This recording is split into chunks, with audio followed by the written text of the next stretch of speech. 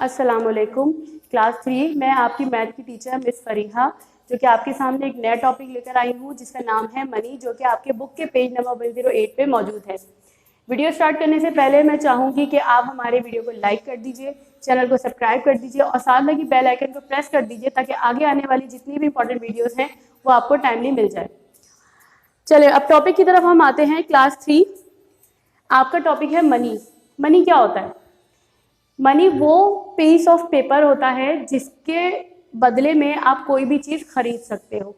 आपने अगर चॉकलेट खरीदनी है तो चॉकलेट के लिए आपको 10 रुपीज़ देने पड़ेंगे। वो रुपीज़ क्या है? Piece of paper. Piece of paper क्या है? मनी। वैसे तो पेपर बहुत सारे होते हैं, जैसे आपकी बुक का पेपर है, आपकी कॉपी है, और भी बहुत सारे पेपर होते हैं, लेकिन उसकी वो वर्थ नहीं होती जिसकी वर्थ जितनी वर्थ पैसा की होती है या मनी की होती है। क्यों?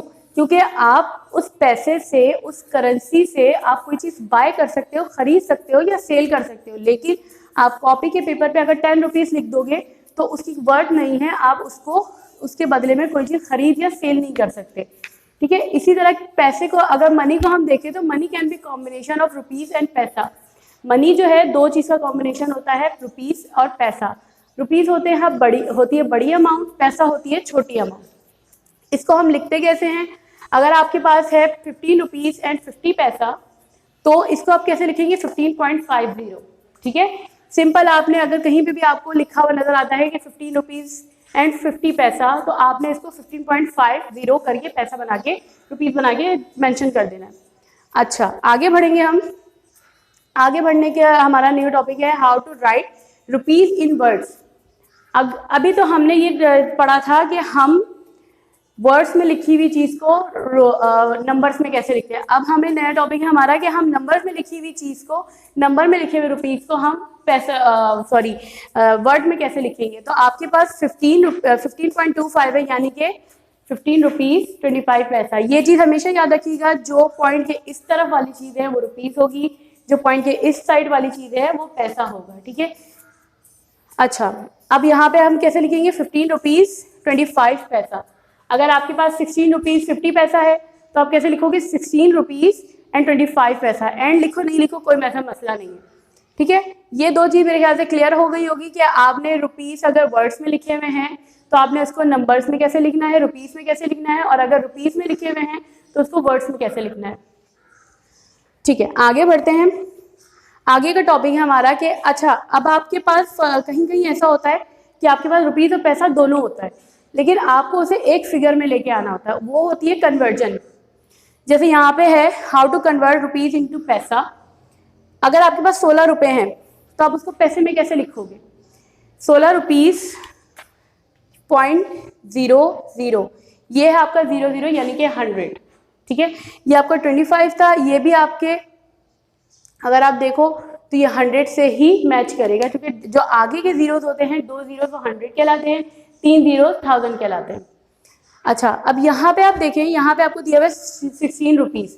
16 रुपीज़ को पैसा में कैसे कन्वर्ट करेंगे? आपने 16 को 100 से मल्टीप्लाई कर देना है, ये आपका पैसा आ जाएगा। यानी कि 1600 पैसे कन्वर्ट होके 16 रुपीज़ में कन्वर्ट हो जाएंगे। यानी कि आपके पास जो कॉइन्स होती हैं, 1-1, 2-2 रुपए के कॉइन होते हैं, उसके अगर हाफ करो तो वो पैसा होता है। अगर आप वो पैसे को गिनते रहोगे तो 1600 आपके पास पैसे जमा होने चाहिए, तब जाके आपके पास 16 रुपीज़ बनेंगे।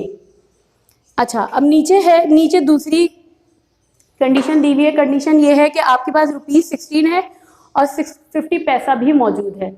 इसमें आप क्या करोगे? इसमें आप सबसे पहले 16 को 100 से मल्टीप्लाई कर दोगे, उसके बाद से 16 को 100 से मल्टीप्लाई कर देंगे तो आपके पास 1600 वैल्यू आ जाएगी जो ऊपर आ रही थी। इसी में आप 15 पैसा और प्लस करोगे, क्योंकि आपको पता तो चल गया आपके पास 1600 पैसे मौजूद है, लेकिन उस 50 पैसे का क्या करोगे? वो भी आपने इसी पैसे में ऐड करना है, जो कि आपके पास वैल्यू बन जाएगी 1650 पैसा, यानी कि 1650 पैसे आपके पास मौजूद है।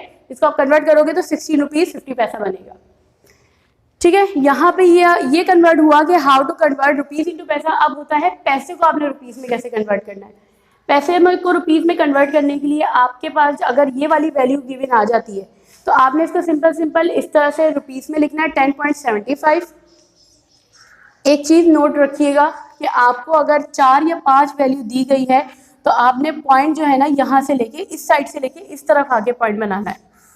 आप पॉइंट इस तरफ से नहीं बना सकते, इसलिए आपके पास 75 पैसा 10 रुपीज़ बन रहा है। इसको आपने वर्ड्स में इस तरह से भी लिख सकते हो, ₹10 and 75 पैसा, या ₹10.75 पैसा।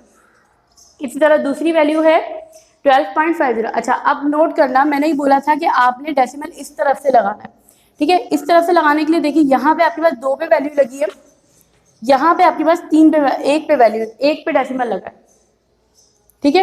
इसका मतलब ये है कि यहाँ पे आपके 100 पैसा मौजूद है, यहाँ पे आपके पास 10 पैसा मौजूद है, क्योंकि डेसिमल के बाद, पॉइंट के बाद एक नंबर का इजाफा हो रहा है। एक नंबर का इजाफा होने का मतलब है कि ये मल्टीप्लाई बाय 10 है, और 2 नंबर्स का इजाफा हो रहा है, इसका मतलब है ये मल्टीप्लाई बाय 100।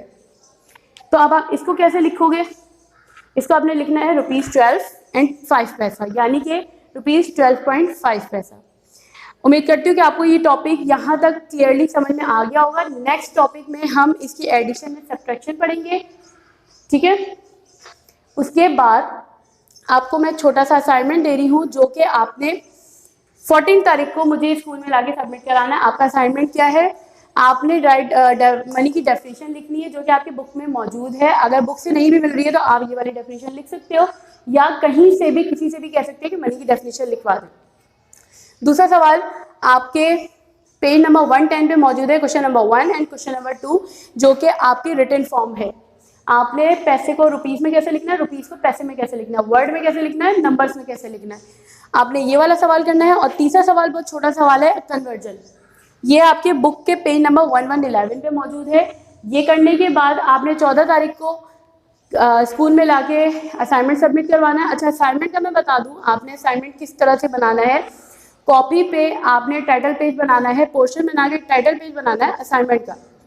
ऊपर आप हेडिंग डालोगे असाइनमेंट नंबर 1, उसके बाद से आप ये सारा काम उस कॉपी पे करोगे, ठीक है। उम्मीद करती हूँ कि टॉपिक आपको क्लियर हो गया होगा, असाइनमेंट आपको क्लियर हो गया होगा कि कैसे बनाना है, क्या करना है और किस तारीख को लाके सबमिट कराना है। मिलते हैं अपने नेक्स्ट वीडियो में न्यू टॉपिक के साथ। तब तक के लिए अपना ख्याल रखिएगा। अल्लाह हाफिज़।